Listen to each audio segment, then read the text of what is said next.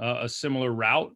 I grew up in New York. I went to high school in New York City. I played basketball. I played three sports. I knew I didn't want to get a real job, basically, and I wanted to do something in the athletic field. And, I wasn't good enough to play for a living. I went to a Division III school in central New York, Hamilton College, because I knew I'd have a chance to play there.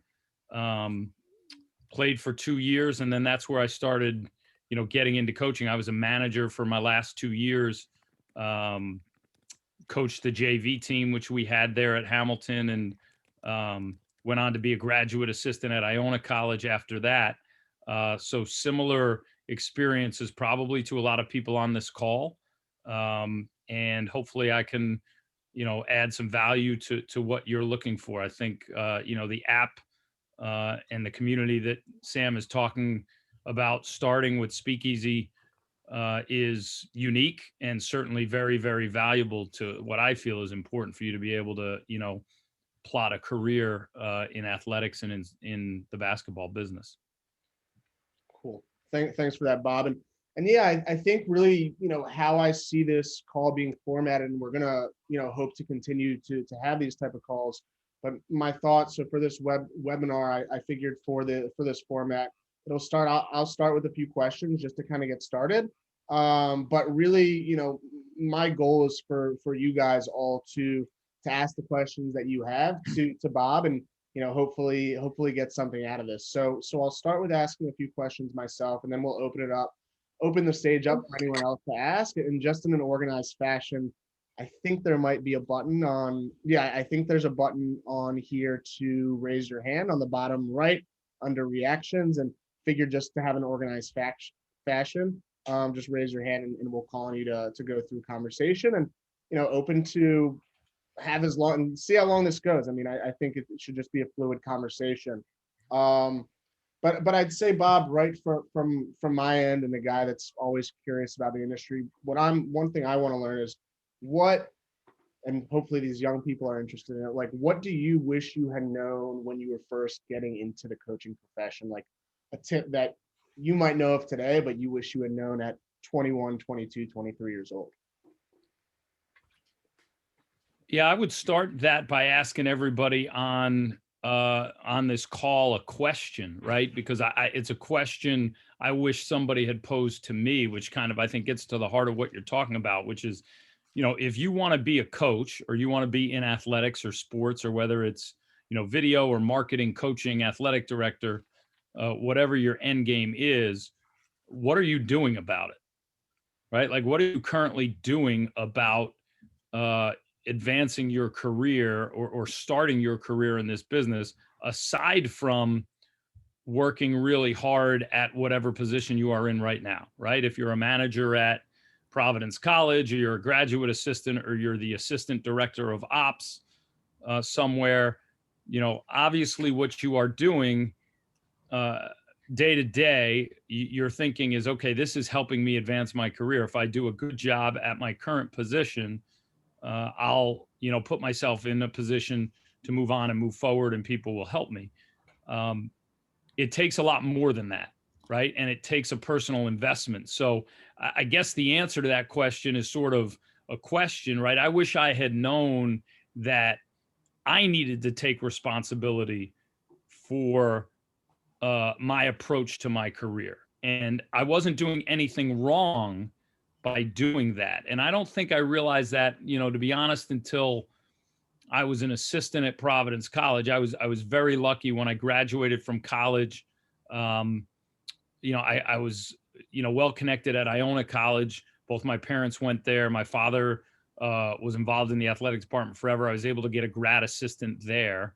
And then, my first coaching job was at the University of San Diego, where Kyle Smith was on staff. Kyle is now the head coach at Washington State. He and I went to college together, right? So when I was a grad assistant and got the opportunity out at San Diego to to get on the floor and be a Division I assistant, the head coach that was at Iona College when I was a grad assistant, Tim Walsh, took over for his dad, Jerry, while I was there. He then got the Providence job. So when I was 26 years old, I was invited back to be an assistant coach at Providence College. And that's when I thought about, after 7 years at Providence College, year after year, you do the old nose to the grindstone, put your head down. They tell you to be loyal and work hard and do a great job where you're at, and all that stuff is important. But nobody is helping you advance your career. Nobody is going to take responsibility for your ability to advance, to move on to the next position, to be successful. So I guess that answer is, I wish I knew that I had to take on that responsibility. And I think the first advice I would give anyone in your position is, it's up to you, right? You have to take responsibility while you are doing a terrific job at the place you are at, right? While you are working extremely hard, taking on all kinds of responsibility, taking care of stuff before the head coach even thinks about it or asks about it, and being able to say, nope, that's done already. Making life easier for every one of the players in your program. Doing all that stuff is very important, but then setting aside time to think about what your next step is not only is important, it's not being disloyal. There's nothing wrong with it. It's not selfish. It's something that everybody has to do in every walk of life. And I think in a lot of ways in coaching or athletics, there is sort of this mandate from the top that says, well, don't worry about that. You just need to do a great job here and pay attention to what we're doing here, and all that other stuff will take care of itself. And, what I wish I knew was, it is not going to take care of itself. Okay. You're going to have to put yourself in position to help yourself. Very cool. Yeah, we've spoken on that. I mean, the fact that you're supposed to, put your nose to the ground and just work your ass off. It does so much, and you have to do it, but at the same time, it's not going to get you that next job all in itself. Is I guess what I'm getting out of it. But no, I wanted to kick us off, but I guess curious from anybody else in the crowd, and want it to be as informal as possible. But I guess curious from anyone in the crowd, like any questions for Bob and how he navigated through the industry.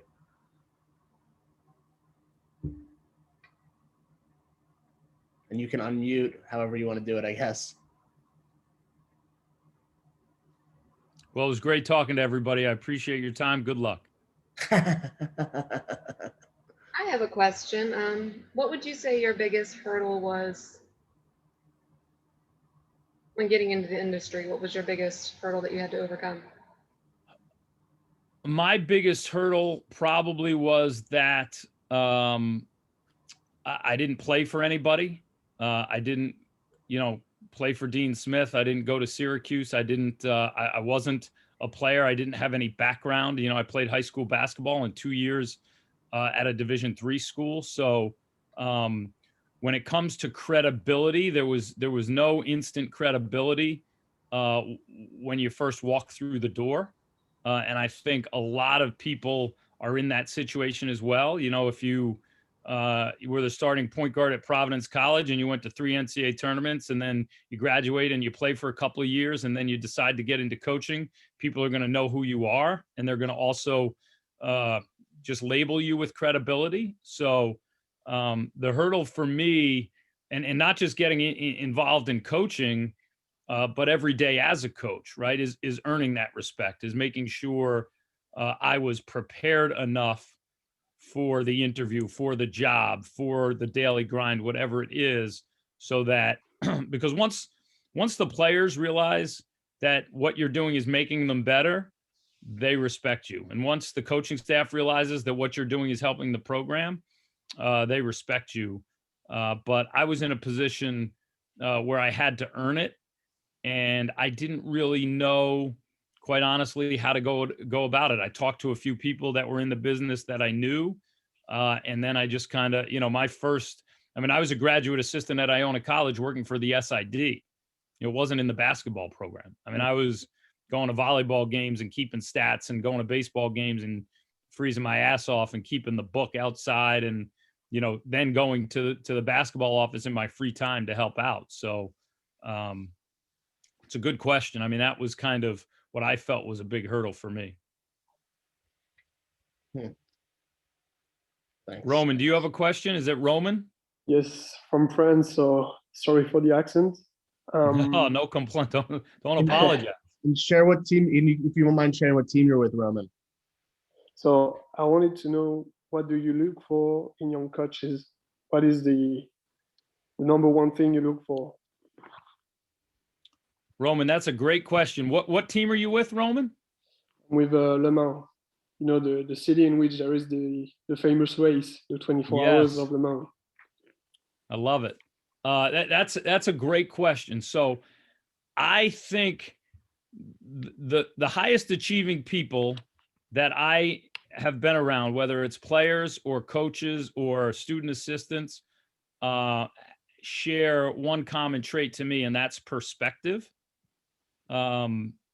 They have a specific attitude or approach towards things, and not just, oh, you have a good attitude, but it's a specific attitude or approach to what they're doing and how they're doing it. And you hear a phrase a lot, in the States, who were like, oh, he just gets it, right? He gets it, or she gets it, right? She just gets it. To me, what they're talking about is perspective. So you don't take yourself too seriously, right? Which I think coaches lead the world in being good at taking themselves too seriously, right? You're humble, you're willing to take on any task. It's never an idea of like, well, wait a minute, that's not my job. Like, clean the floor. Like, I don't do that, or wash the laundry. So, you're, willing to admit when you screwed up. You're confident in what you're doing. But overall, it's a perspective. It's an approach that's intelligent, humble, driven, unselfish, right? An understanding that, I sort of have a servant attitude. I'm here to help, whether it's the coach, the head coach, the assistant coaches, the players get better. And you have, so it's the right perspective on things. It requires a tremendous amount of reliability as well, right? Like, one of the best things you can be is reliable. Anytime, I need something out of one of our GAs or one of our student assistants, if I ask so-and-so to do it, he's going to do it, right? Or she's going to get it done. I know that because I can count on them. I think that's really important. Okay, but how do you test people for, you must conduct interviews for when you recruit coaches. So how do you know that the person has all the traits that you mentioned? Another great question. First of all, with our student assistants, our interview process isn't that lengthy, right? If you want to come hang out with us and spend time in the gym and help us out, we'll give you an opportunity to do it, at Providence College, right? We're not paying you anything, certainly not at the start. We're going to give you a couple of t-shirts, and I'm sure many people on this call understand that, and you're going to dedicate your time. So, and then it's a matter of seeing them day to day and whether or not they're reliable, right? If hey, I need help, rebounding for somebody after practice, do they shrug their shoulders and go, oh, okay, yeah, I guess I can do that? Or is it like, yeah, coach, absolutely. When I ask for certain film to be cut up, we need, our ball screen defense done. The next day they do that before I ask, right? So, and then the third thing is, when it comes to people from outside the organization, I think this is really important. You talk to other people. And I think that's another thing that's incredibly important for you to understand at a young age, trying to get in this business, is it's not the knowledge that's going to get you places. It's not necessarily the success or the productivity, which obviously that stuff is important, but the most important thing is the people, right? It's going to be the people that are around you, right? It's the who that's in your life, right? So, there are plenty of people that I know in this business where if I have a 5-minute conversation with them and I say, hey, tell me about Roman from France, what's his deal? And they say to me, you know what? If you can get Roman with you, get him. All right. You'll love him. Right. And certain people say that to me, it's done. It's over. So I would be very, very, very aware of the people who are around you, how you come across to them, how they look at you, obviously how you serve them and make them appreciate what it is you do and bring to the table, and also who they are connected to. Because, so much of this is, we're not having, 7 interviews for our video coordinator position when it opens up, and, running 7 guys down the line and meeting with every assistant coach. That's not how it works. Our head coach, or maybe one of our assistants, will have a couple of people in mind, or it'll be somebody that we've worked with in the past, or it'll be somebody recommended by someone else that we trust. So who the people are around you and who they're connected to me, is the single most important thing as far as, getting involved in a position and advancing. Thank you, Coach. Thank you. Thank you, Roman. It's great questions. Awesome. And I see Naomi, she typed a question in. Naomi from New Mexico State, I believe, women's basketball team. Yes, She asked, Naomi, do you want to ask the question? Oh, well, I wanted to know, what was the biggest challenge that you had faced your first year in becoming an assistant coach for Providence? And I also wanted to know, what was the biggest opportunity that got you to where you are today? That's terrific. I appreciate it, Naomi. So the biggest challenge my first year as an assistant coach, or my first year as an assistant coach specifically at Providence? An assistant coach at Providence. It was credibility. Mhm. So I was 26 years old. The first team I coached at Providence had, the leading scorer in the Big East on it, Jamel Thomas, who played in the NBA. Quite frankly, I was a short white guy who didn't play anywhere, and I didn't look like or sound like or come across like most of the guys in our locker room and most of the players in the Big East that had success. So I don't think they looked at me like, there wasn't instant credibility there. So I had to really work on relationships and be mindful of making sure I connected with the players. And ultimately, once you make them realize that you're there to make them better, right? That this person helps me out, makes me better, works me out, whatever it is, helps me out with laundry when I need it, is trying to make me better as a student, whatever that is.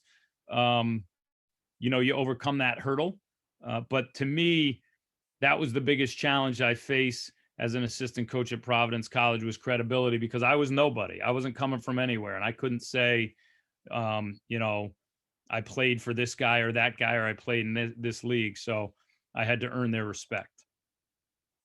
And the biggest opportunity that I received, it's probably being an assistant at Providence College. I was 26 years old and I was a Big East assistant. I went from, I was a grad assistant at Iona for 3 years, spent 1 year at the University of San Diego. That 1 year at the University of San Diego was the year that Tim Walsh got the Providence job. And that April, he asked me to come back. It's a little different than it is now, because the rules are different. The third assistant at that time wasn't allowed to recruit, right? So it was seen more as an entry-level position. So, I wasn't in a recruiting role. I was, working players out, running the camps, doing the academics, that kind of stuff. That's since changed. But getting that opportunity as a Big East assistant coach when I was 26 years old put me in a great position to move forward. Would you say that it's harder to get into the industry now that more people are wanting to join sports, or do you think that it was easier when you had started off? It's a great question. It's hard to say. I don't know that it's necessary. Well, yes, I would say it's probably harder because of this. There's so much more money in it now, right? So people see it as, look, I mean, the bosses, the kingmakers, the big time, they're making $2, $3, $4, $5 million a year, right?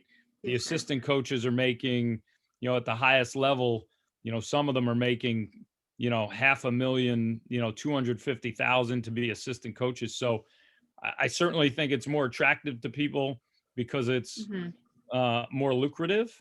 So it probably is a little bit more challenging in that regard. It's also the rules have changed. So the entry level positions that many of you are in don't involve recruiting, right? And recruits, that's the single biggest currency that's traded amongst college athletics is, being able to land recruits, being able to talk recruiting, being able to evaluate players. So there's a clear divide between what most of you are doing and that next step of being able to get on the road and coach and recruit. And given how much money there is, I mean, our staff at Providence, for example, we have, 3 support staff members, 3 grad assistants, a secretary, 3 assistant coaches, and a head coach. So we have 11 people that are in our office every day, pretty much full time. So there are a lot of challenges to because now the good thing is there's more positions, but the coaching positions are certainly harder to get. They're more valuable. They pay more. So I do think it's a little bit different, a little bit more challenging. Okay, thank you. Thank you. Will, see your hand up. Hey, Coach. So I'm with the BC men's team. And so I was wondering, since a lot of us are most likely destination is probably to get a GA job, like right out of college. So I was just wondering if you think coaches view their GAs as like a link to connect with the players, because they're closer in age to the players and it might just be easier to do that, or you think they have GAs just like take on other responsibilities besides that? Yeah, it's a great question. I do think most coaches consider the GAs an integral bridge to the players because you're kind of in between, right? You're only a year or two older than them, maybe not even older than them. So now, are you currently a GA at BC, or are you still an undergrad? No, I'm a junior undergrad. Okay, so the short answer to your question is yes. Those positions are really, really valuable and can be huge stepping stones. I think one of the, and they're hard to get, but going to grad school, just because of the rules, if you're a full-time graduate student, you're allowed to be on the floor with the players. You're allowed to help out in workouts. You're allowed to help out in practice. There are no restrictions to what you can do. And that is crucial because, I mean, our GAs probably spend more time with our players than any of us do on the staff. They're available at 10 o'clock at night for somebody to get shots up. They're in there, in the morning, Coach Neat wants to work somebody out, or, if a coach isn't available, they're in there getting shots up. So, yes, I think they're crucial positions. I think they are sort of liaisons to the team. A lot of times they have a pulse on what's going on in the locker room and with the team, that, whether it's positive or negative, the coaches don't see. So I do think the answer to the question is yes. And I think those positions are really valuable on our end, to have GAs on staff that are reliable, really valuable to the players and really valuable to you. If you're an undergraduate right now, I would be charting a path to be a graduate assistant if you want to stay in the athletics business and get into coaching. That is where you want to go because you can be very involved. You can, you spend a year or two and get your degree, hopefully for free, depending on how it's structured. I was a GA when I first got out of college. And like I said, I got my degree in communications, and it was kind of like, okay, I'll do the coaching thing for 2 years, see if I like it. But if not, I'll have a master's degree and maybe I can get another job. So those positions are really important.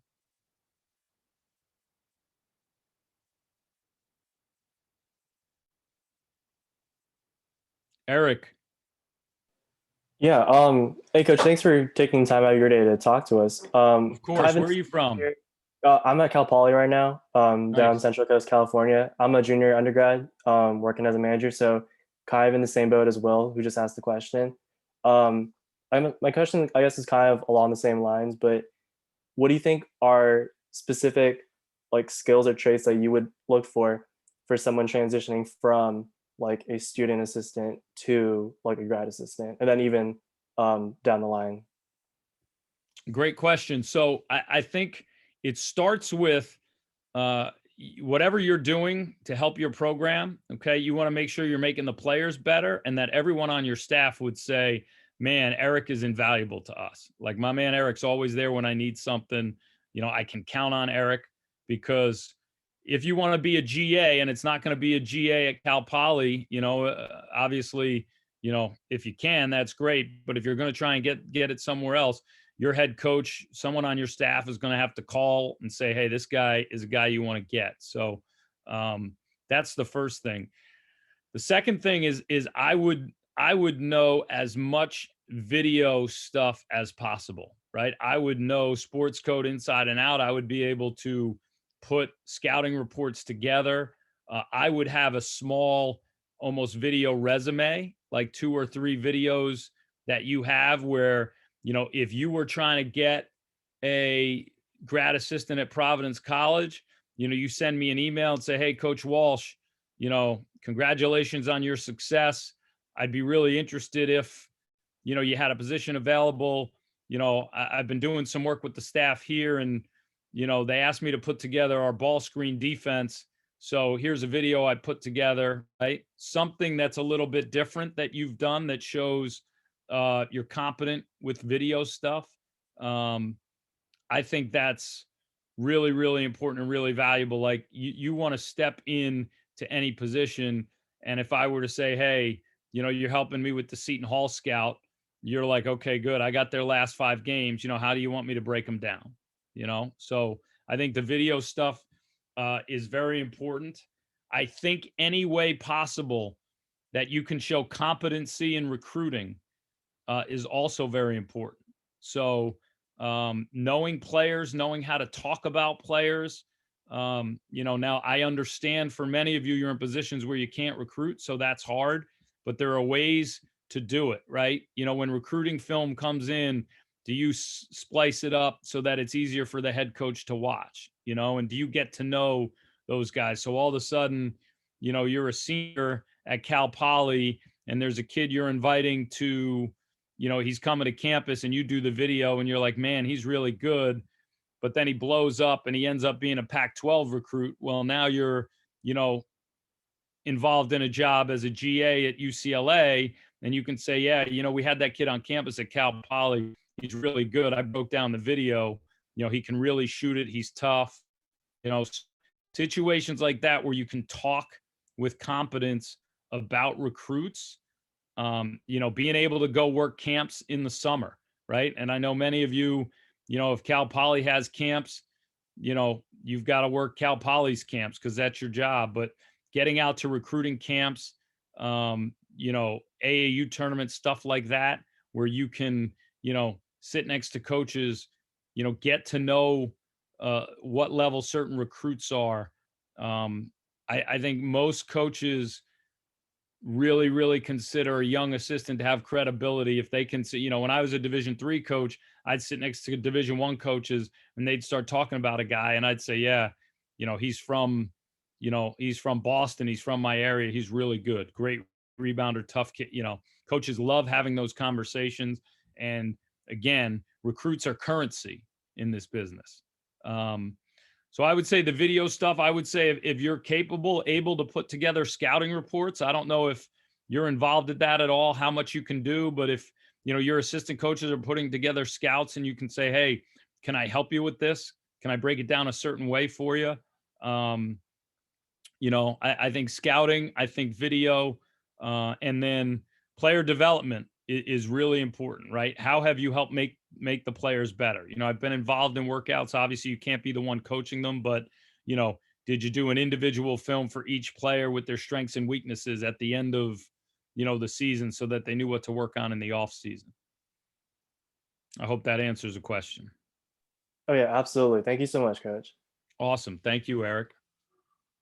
John Wagner, how do you say it? Wagner. And where are you from, John? I'm with URI right now. Oh, okay.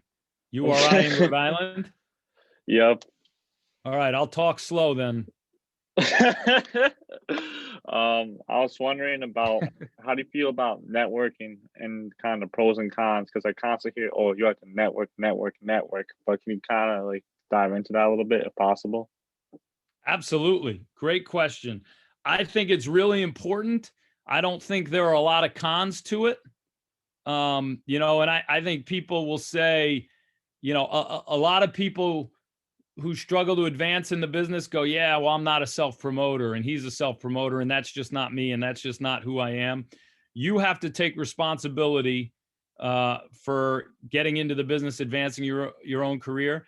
And the most important aspect in doing that is the people around you, right? It's the who, right? So I think it's really important. Now, I think how you go about it is important, right? So there can be a negative to it if you're constantly badgering people, right? Or if you're unprofessional about it. You know, if Mike Krzyzewski and Jim Boeheim are sitting down to dinner at a restaurant at the Final Four and you walk up to them and start talking to them, like that's probably not the way to go about it. You know what I mean? So you kind of have to have a feel for it, but you want to get to know as many people as you can. Are you a student at URI right now, or are you in grad school, or? I'm a sophomore right now. Okay, so like I would go, and I know COVID is changing the game for all of us, but like I would get to high school games. You know, I would go watch Bishop Hendricken play and get to know Jamal Gomes. I would go watch, you know, St. Andrews play or go watch them practice and get to know the coaches. You know, just send them a note and say, hey, I'd love to come watch your team. You know, you're in an area where there's a ton of great hoops. If the prep schools get going again, you know, go to Putnam Science. You get to know as many people as possible, right? And you're also in a position where you can get to know the players a little bit by watching them play, taking notes, so that if you hear a name down the road, you can then have a conversation with somebody about that player. I would spend, and I tell everybody this, and I did this when I was the head coach at Maine and at Rhode Island College.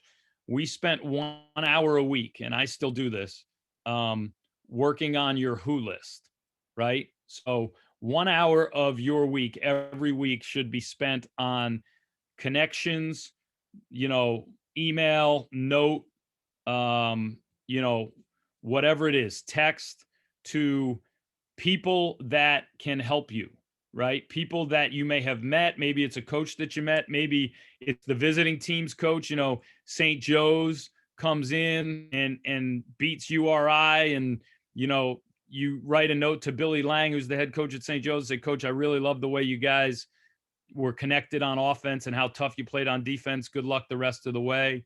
You know, you should spend 1 hour a week working on your who list, which is a list of, you know, 7 to 10 to 12 to 15 people. You know, your head coach is certainly one of them. You probably, if you're working for someone right now, you probably don't have to work too hard on him. But it's people that you've met through him. It's camps that you've worked. It's other assistants. It's, you know, the former grad assistant for URI who just got a job at Assumption as an assistant, right? Keeping those connections alive so that down the road, it's not a cold call where you're asking for a favor, right? So I think networking is really important. I don't think there are a lot of cons to it. I think you have to go about it the right way, but I would intentionally be doing it 1 hour every week. And I still do it myself. I mean, I write a note every day to an athletic director, a head coach, you know, maybe it's an assistant coach that I know. Hey, watch your team play the other night. Love the way you're competing. You're having a great year. Look forward to staying in touch, right? I think it's really, really important. I think it's the whole key to all of this, right? Is having that who list of people that can help you.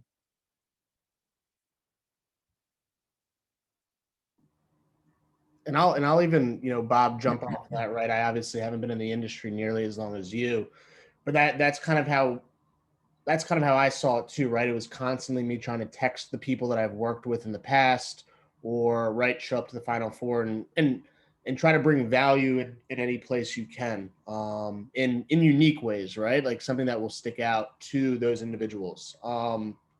With that, hopefully, and I don't want to jump in too hard, but like the idea of Speakeasy for Sports is hopefully going to do that. Our plan, our platform is going to be that everyone's going to be able to register, and there's a vetting process where if you're a GA at Indiana University, you're going to be part of a community of Division I GAs. You're going to be a part of a Big Ten GA community. Because our thought is, well, why are we waiting for those 3 days of the Final Four to hopefully shake a million hands? And I don't know if who's been and who hasn't, but it's a mess when you go to those things. And, I think you hit the nail on the head, right, Bob? Like networking, we've never worked together, but the fact that you've always helped me, I've always reached out to you. I feel like, growing your network is only beneficial to growing in this industry. So no, John, I definitely doubled down on that networking thing. Huge in this industry. Yeah. And it's not just beneficial. I think it's crucial. It's crucial to, and it's genuine. Again, it's not just like, okay, I want to shake, 10 hands at this AAU event I'm at and see, it's, it certainly could be introducing yourself. I mean, you'll be amazed at how much time people will be willing to give you if you're just willing to ask, right? If you're just willing to go about it the right way. I mean, I get emails and phone calls all the time, hey, I'm a manager at so-and-so, or I'm a grad assistant here. And, so there's an awful lot of people in this business who, like myself, very, very fortunate that somebody else helped me, and, are willing to help other people. So you literally have to have an intentional plan about it. Are there 10 coaches in your area that you want to get to know better, right? At the beginning of the year, put a list together about that. Are there certain leagues? When I was at Rhode Island College and I was interviewing for Division I head jobs, I was a Division III head coach. I knew I wasn't getting a Big East job, right? But I was interviewing in the MAC and the Northeast Conference and the America East and the Ivy League, right? So, okay, that's sort of where I might have an opportunity. So what am I doing to get to know these people better, right? The decision makers. I'm doing all these interviews. I'm not getting the job. Well, what am I doing to separate myself? So I started a leadership academy, which was essentially like it was a camp clinic in the summer about leadership for young coaches, right? And what did that do? It gave me it was fun, and I've done it year after year, and I hope to continue doing it. And it was growth, and I was learning, and it was helping people learn, but it also gave me a reason to send out a brochure to every AD on the East Coast that had my picture and my record on it, right? Because we had a really good record at Rhode Island College, part of the reason why we're interviewing. So send a note to the AD, say, hey, I'm having this leadership academy. If you have anybody on your staff that's interested, let me know. We'd love to have them, So that's not just me sending out my resume when a job opens and say, hey, I'd like to talk to you about the job, right? That's a way of sort of connecting with the people that are decision makers that can help me in a different way. It's crucial to do it. And I'm sure if you think about it, and I think one of the issues is we're almost taught in this business that you're not supposed to do that, right? That it's being disloyal to do that. And I think that's a crock, you're going about it the right way. You're helping yourself. Obviously your current job is most important, but I think it's something everybody needs to do. Thank you, Coach. Thank you. Cameron, I see your hand up. Hi, Coach. Thanks for taking the time to talk to us tonight. My name is Cameron Kinzer, and I work with the women's basketball program at Florida. I'm just curious what your thoughts on navigating, the job market with COVID this coming off season and no Final Four or different conferences. For someone from an entry-level support staff position to a more upper-level support staff position. Yeah, I think it's still kind of unknown with COVID, right? How it's certainly going to be different, right? You can't you can't just show up to somebody else's practice and get to know the coach. I think it's just going to be more important that you're doing your work early, right? Dig your well before you're thirsty. uh, you know, Connecting to people. And it's not just, hey, here's my resume. If a job comes open, let me know. But again, it's cultivating the relationship so that it's like, someone might get something from you and go, yeah, let me, I got to think about Cameron. I wonder if he'd be somebody who'd be good for our video position if it opens up, or if somebody got the Jacksonville job, like would Cameron be a good fit? So it's doing your work early on that, and getting to connect with as many people as you can. It's harder now, obviously, because of COVID, but in a sense, it almost gives you an excuse to try and, it makes it a little easier to sort of cold call or to send, emails to people. Always send a personal email, not a dear coach, that you sent to 25 different people. But, it almost gives you a little bit easier to do it, virtually and through email rather than having to get out to see people, just because we really can't get out to see a lot of people. But I guess the overall point about this is, like, if you're waiting until March when your season ends, or April when it's over, to say, okay, now I got to get involved in the job market, you're way behind. You're going to have to get lucky, because the groundwork needs to be laid throughout the year, so that when the jobs start to open up, not only can you get yourself involved, but then the people that you need to call, right? Those relationships need to be there. So you're not calling somebody that you haven't spoken to in a year and saying, hey, could you call this person for me? So you got to lay the groundwork early. Was there anything specific, Cameron, about, that you were asking about that type of situation?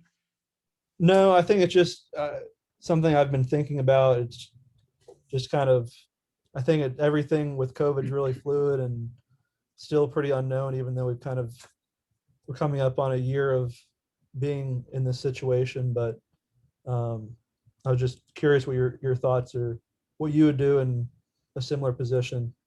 Yeah, I would put together a who list, and I would talk to the people on your staff, right? And maybe some of the people on the staff are really helpful, and some of the people maybe don't have time for it right now, and you got to navigate who that is on your staff. But sit down with them and say, hey, looking into the future for myself, would you be willing to help me? Like, can you give me 5 people that I could connect with that you think might be good for me to talk to? And if 4 people on your staff gave you 5 people, well, that's 20 people that you can now send out, some information to, and have a connection with. I don't know how many people on this call have a business card, or what position you're in to have a business card. If you're a sophomore at URI, I don't know if you necessarily would have one. You should have one, right? You should have something that you can give to other people that makes it easy for them to just stick it in their drawer and say, oh yeah, Cameron from Florida, I'm going to call him to see, maybe he knows about such and such a recruit or whatever. If you don't get one through the school, go on Vistaprint. They're pretty cheap. They're easy. You can put anything on them you want, so, but your name, your email, something that you can sort of send out that makes it easy for other people to get in touch with you, other than just, trying to send a text message or get their phone number, get their number in your phone. Thank you.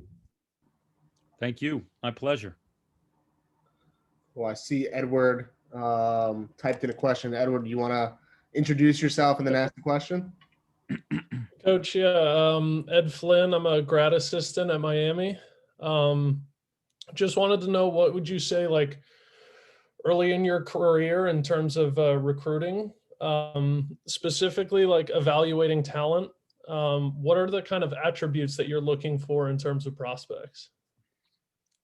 Another great question. So I'm going to answer the second question first, because I think we get this wrong a lot. But what I'm looking for in a prospect is natural ability, right? And by that, I mean, it's talent, but it is also how comfortable is it to them? How natural is it, right? When a point guard, a right-handed point guard dribbles the ball up the floor and all of a sudden pressure comes that he wasn't expecting, does he just naturally switch it over to his left hand and go right by him? Or does he have to turn his back and keep it on his right side? And does he try and drive it hard to the right again, and then pull it back because he can't really go to his left hand, right? Can a point guard make a one-handed pass off the dribble? To me, that's a great sign of natural ability. Can he do it with his weak hand, right? Where he doesn't have, everything doesn't have to be comfortable for that point guard to make the right play. For a shooter, how quickly does he get his feet set under pressure, right? Does it happen naturally, or does he need a lot of time and space? How does a player adjust when things don't happen the way they're supposed to, right? Drive down the middle of the floor, they're getting to the rim, then all of a sudden somebody comes over and steps in to take a charge. Can they control themselves, jump stop 2 feet, make the right play? For a big, is it, to me, a big who can pass the ball has great feel for the game, right? Probably not something bigs have naturally done, but a big who, gets doubled and gets rid of the ball at the right time has great feel. So, early in my career, it was thinking about the practices that I've been in. You're at Miami, you're in practice every day. That's the level of talent that you're kind of recruiting to. It's the highest level, right? So if you see a kid on film, I would think about, okay, is he better than our backup point guard? Is he better than our starting point guard? Is he better than this kid who played for us last year, but we moved him on to, Greensboro because he wasn't good enough to play for us, right? That to me was the easiest way for me to try and evaluate talent. Would he fit in our practices? And then I think natural ability, natural talent is really important. I think it's important to stat guys out when you watch them play. I think if you keep statistics when you're evaluating a recruit, you'll be very, very surprised at some of the things you learn, right? Like, you'll think a kid is a great rebounder because he went up over 2 people and had a monster rebound and put it back, and it was an and one, and it, and then you realize he played 31 minutes in a high school game and he's 6'8" and he had 3 rebounds, after you stat him out. So I think that's a great way to evaluate it, is to have the numbers, right? To stat them out on what it is you think they're good at. Trying to think what tools I learned early to I would also say how a player responds when things don't go their way says a lot. Now, that might not be a skill, that might be more of an attribute, right? Sort of a mental toughness, resilience, grit. But I always like to watch a kid play when he didn't play well, right? Or if a kid sends me his highlights and then sends me a couple of games like, I had 32 against Malloy and I had 28 against Christ the King, send me the game where you had 8 points against, Bishop Lachlan. I want to watch that and see how you helped your team, right? How you, what did you do to help them win when you weren't playing great? So I think that can be valuable as well. Thank you. It's a great question. Yeah. And does would you say working at some different programs, being both a head coach and an assistant under Coach Cooley or under a different head coach, would you say you've had different, the head coach have different fits in terms of their program, in terms of what you're looking for as a talent evaluator, and then what the head coach wants in terms of the fits in terms of his program? Absolutely. Yeah. Another great question. Ed Cooley is really attracted to toughness. right? It's just something he gravitates towards, right? So, the kid that maybe his jump shot isn't as clean and you're not sure he's, that great a passer, maybe not that skilled, but, he just, plays bully ball a little bit, comes up with a bunch of rebounds, makes plays for his team, helps them win, so we can maybe recruit a kid who maybe is a little less skilled for our level, but is just physically tough because, our head coach is going to be really attracted to that, right? So the other side of that is, he's not going to do very well with soft, right? So the finesse kid who, is skilled, and if things go his way, he can be pretty good. And it's like, hey, if the light ever goes on, he'll be really good. I'm not sure that kid is going to be a great fit in our program. So it's definitely important. Now, I will say this, head coaches will throw you some curveballs on that one, and not necessarily intentionally, but if you find a kid who's good enough and productive enough, that overcomes everything, right? So now you may, look, we run a lot of plays at Providence. We just run a lot of set plays. It's what we do. If you can't pick up the plays and you're not very smart, you're probably going to have a hard time stepping on the floor. But if you get 15 and 8 every time you step on the floor, whether you run the plays or not, we're going to figure out a way to get you out there. You know what I mean? So that's something you got to evaluate as a recruiter. Like, what level, what level do you have to be at to overcome maybe the shortcomings? And I think it's important to find out whether it's asking the assistants or other assistants or asking the head coach if he's honest about it. Like, what is he willing to overlook? At most levels, right? Being in the ACC, you're recruiting the highest level player, but you're not recruiting at the same level Duke is, every year, right? Or Carolina, right? So like, is there, a 4-star kid who's a 4-star kid because he's a 6'1" point guard instead of a 6'4" point guard, like, and maybe size isn't that big, isn't that important to your head coach, right? Or, is shooting ability really important to your head coach? Like maybe he'll overlook that he's not that quick because he's a driller and he can shoot from 25 feet, so asking that question and understanding that, I think, is important. It's a really good question. Yeah, thanks, Coach. Thank you. And Coach, I know we're coming up on the hour. I know we didn't set a time, but I figure an hour would be perfect for a start. And want to also give you, a second to kind of share a bit on your book. Just share. Would you mind kind of going into Entitled to Nothing, telling us a little bit about it, and yeah. Yeah, my pleasure. I'm have nothing against blatant self-promotion. I hope you all understand that on this call. So, I wrote a book that just got released. It's called Entitled to Nothing. So the information is all at entitledtonothingbook.com. So there's a website. It's available on Amazon and all that stuff. So it's essentially, it's a story of my first 2 years as a head coach when I left Providence the first time, took over at Rhode Island College, and the culture that we built kind of from scratch there, and then sustaining elite success, and the leadership lessons that I learned as a young head coach from my team, and sort of, my approach to leadership that developed there, which is a little bit different, and I say is uncommon.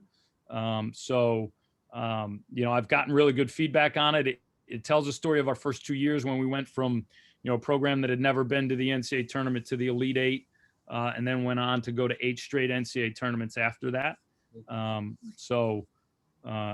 If you do get a chance to pick it up and you find it interesting, please let me know. And very important, if you go on our website, friars.com, PC's website, my email is on there.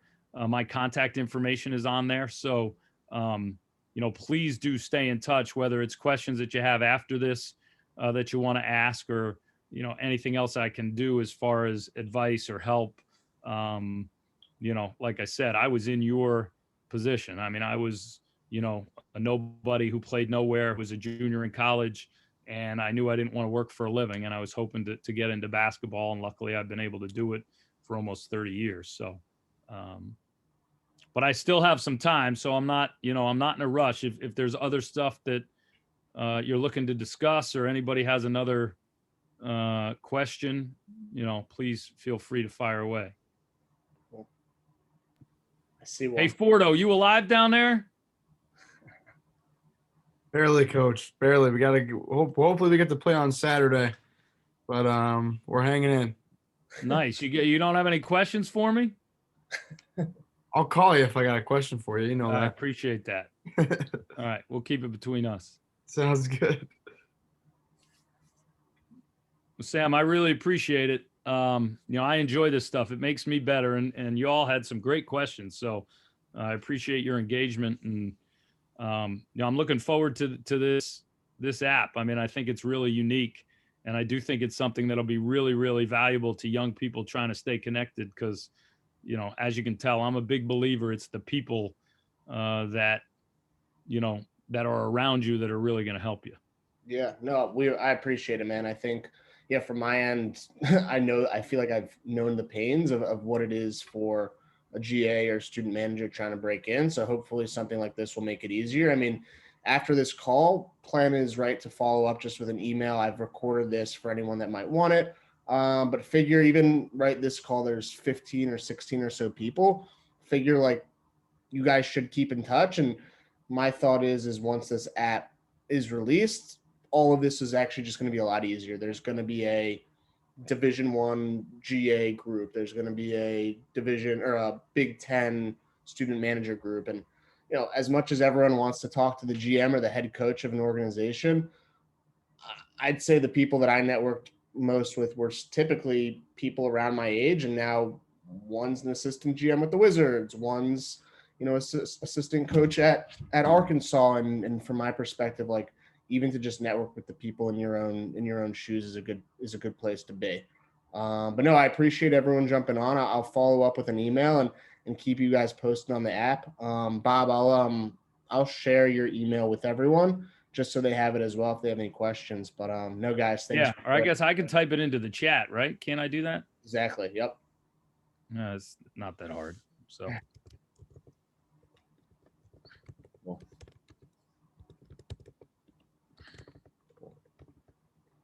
Perfect.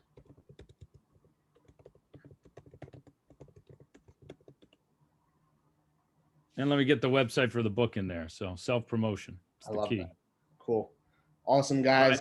Well, appreciate it. Stay safe. Enjoy the night. And thanks for joining, guys. Thank you. Thanks a lot. See you guys. Bye-bye. Thanks, Thank you. Thank you. Bye.